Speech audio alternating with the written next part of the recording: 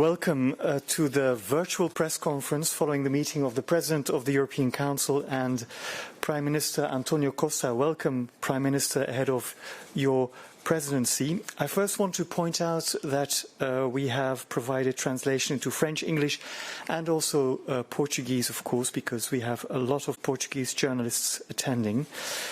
The Portuguese presidency, that's important to know, will launch its website and announce its priorities on this Friday, so that's something to look forward to. Now first, let's turn to the President of the European Council, please. Merci beaucoup. Bonsoir. Thank you very much. Good evening to you all. Antonio, it's always a pleasure to welcome you to Brussels.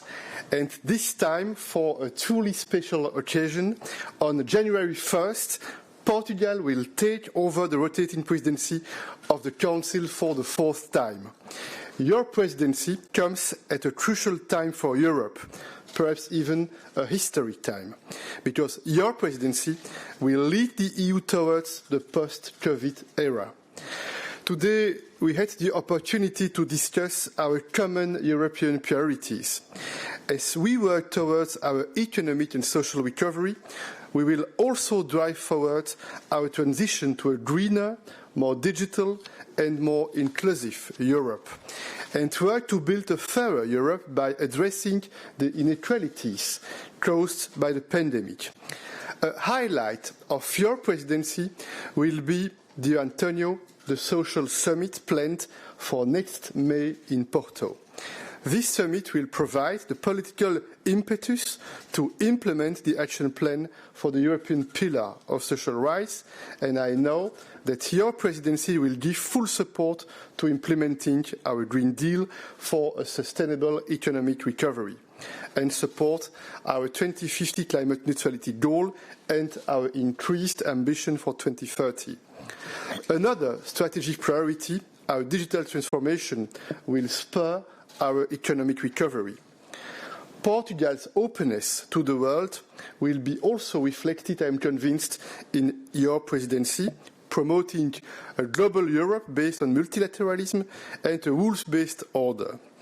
Under your presidency, we intend to organize a meeting of European leaders with the Prime Minister of India in Porto in May. Nous avons aussi eu l'occasion. This evening, we've also had the opportunity to touch upon various topics of European current affairs, because you know that in December there'll be a very intense European Council.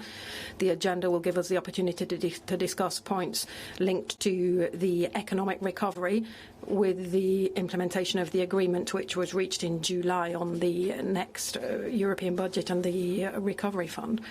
You know that we have to deal with some problems with the implementation of the agreement, but we really are committed to continuing over the next few days, continuing to support the German presidency in their efforts to resolve this essential issue as quickly as possible, so that we can really give the EU the full capacity which it needs to get over the obstacles and to be able to bring about the necessary economic reform, in particular with the digital transition and climate transition.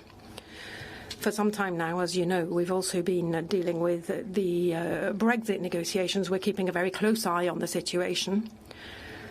And under the leadership of the chief negotiator, we're making sure that all of the member states are fully involved, committed, kept informed of these very important negotiations. We want an agreement to be reached on the future relationship with Great Britain, but we want this agreement to take into account the very important priorities: economic fair play, the governance of the agreement, and of course there are other issues too which need to be resolved. So we will be keeping a very close eye on these things over the next few days. We'll be keeping an eye on developments there. In any case, let me wish you every success at this very important time for Europe and for Portugal. And let me express the great friendship which I feel for you and your country. And let me say what an honour it's going to be for me to work even more closely with you over the coming days, weeks, months, to communicate about the European values which I know